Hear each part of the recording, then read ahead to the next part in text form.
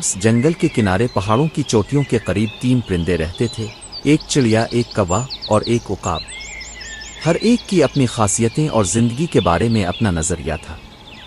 چڑیا چھوٹی اور تیز درختوں کے بیچ پھرتی ہوئی خوشی سے چہچہاتی اور تنکے اور بیج جمع کرتی۔ وہ اپنی سادہ سی زندگی میں خوش تھی اور چھوٹی چھوٹی چیزوں میں خوشی ڈھونڈ لیتی، جیسے سورج کی گرمی، ہوا میں پتوں کی سرسراہٹ۔ کوا ذہین اور تجسس بھرا، ہمیشہ چمکدار چیزیں اور خوراک کی تلاش میں رہتا۔ وہ مسائل حل کرنے میں ماہر تھا اور اکثر جنگل کے دوسرے جانوروں کو مات دیتا۔ کوا اپنی عقل پر فخر کرتا تھا، مگر دل کے کسی گوشے میں وہ عقاب کی آزادی اور طاقت کی تمنا رکھتا تھا۔ عقاب شاندار اور مضبوط، آسمان میں اونچا اڑتا اور زمین پر نظر رکھتا۔ وہ آسمان کا بادشاہ تھا، اپنے پروں سے بادلوں کو چیرتا ہوا شکار تلاش کرتا۔ جنگل کے سبھی جانور عقاب کی طاقت اور خوبصورتی کی تعریف کرتے تھے، لیکن عقاب اکثر تنہائی کا شکار رہتا، کیونکہ وہ پہاڑوں کی بلندیوں میں اکیلا رہتا تھا۔ ایک دن چڑیا اور کوا ایک کھلی جگہ میں باتیں کر رہے تھے کہ عقاب آسمان سے اتر کر ایک قریبی چٹان پر اترا۔ چڑیا ہمیشہ کی طرح خوش مزاج نے خوش دلی سے عقاب کو سلام کیا۔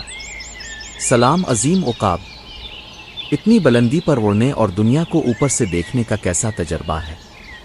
عقاب نے چڑیا کی طرف دیکھا اور پھر کوے کی طرف، جو عقاب کو رشک اور تعریف کے ملے جلے جذبات سے دیکھ رہا تھا۔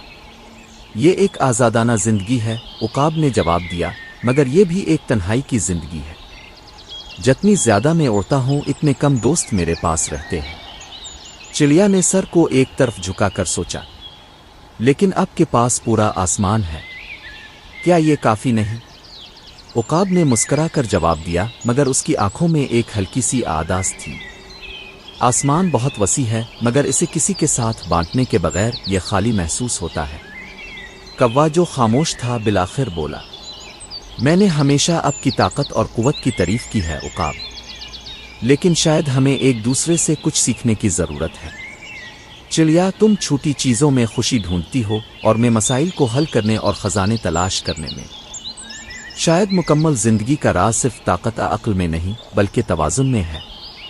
عقاب نے سر ہلا کر کوے کی حکمت کی قدر کی۔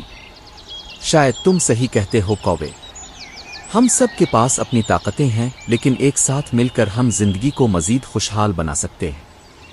اس دن کے بعد چڑیا، کوا اور عقاب نے زیادہ وقت ایک ساتھ گزارنا شروع کیا۔ چڑیا نے انہیں چھوٹی چیزوں میں خوشی ڈھونڈنے کی تعلیم دی، کوے نے اپنے ہوشیار چالیں شیئر کیں اور عقاب نے انہیں اوپر سے دنیا کی خوبصورتی دکھائی۔